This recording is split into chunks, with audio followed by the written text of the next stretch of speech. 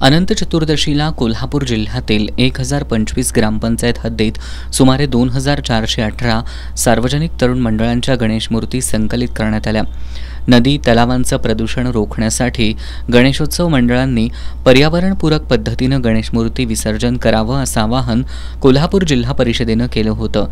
या आवाहनाला चांगला प्रतिसाद देत गणेश भक्तांनी 2,58,000 घरगुती गणेश मूर्ती तर सार्वजनिक गणेशोत्सव मंडळांनी 2,418 गणेश मूर्ती संकलित केल्याचं जलजीवन मिशनच्या प्रकल्प संचालिका माधुरी परीट यांनी सांगितलं। वर्षी सर्व ग्रामपंचायतींना अगदी नेटकं नियोजन केलं होतं आणि जवळजवळ घरगुती गणेश मूर्ती विसर्जना दिवशी आपल्याकडे 2,90,000 इतक्या गणेश मूर्ती संकलित केल्या आणि त्याचं पर्यावरणपूरक पद्धतीनं म्हणजेच जे आपले पाणी स्रोत जे आहेत, ज्या विहिरी आहेत किंवा खाणी आहेत ज्या वापरात नाहीत अशा ठिकाणी अगदी आदरपूर्वक त्यांचं विसर्जन ग्रामपंचायतींनी केलेलं आहे।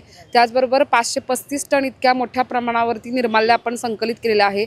आमच्या ग्रामपंचायतींनी यातून काही प्लास्टिक जर आला असेल तर ते बाजूला करून त्याचं सुद्धा खतामध्ये रूपांतर करण्यासाठी ते व्यवस्थित त्याचं व्यवस्थापन केलेलं आहे।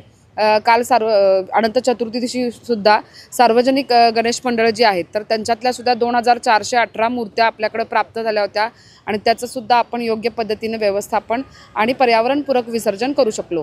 कोल्हापूर जिल्हा परिषद 2015 पासून जलस्रोतांचं प्रदूषण रोखण्यासाठी पर्यावरणपूरक पद्धतीनं गणेश मूर्ती विसर्जनासाठी करत असलेल्या प्रयत्नांना यावर्षी सुद्धा चांगलं यश मिळालं असून यासाठी जिल्हा परिषदेचे मुख्य कार्यकारी अधिकारी कार्तिकेयन एस, उपमुख्य कार्यकारी अधिकारी अरुण जाधव तसंच पंचायत समिती स्तरावरील गटविकास अधिकारी, ग्रामपंचायत पदाधिकारी, सदस्य, ग्रामसेवक, स्वयंसेवी संस्था तसंच गणेश भक्तांचं सहकार्य लाभलंय।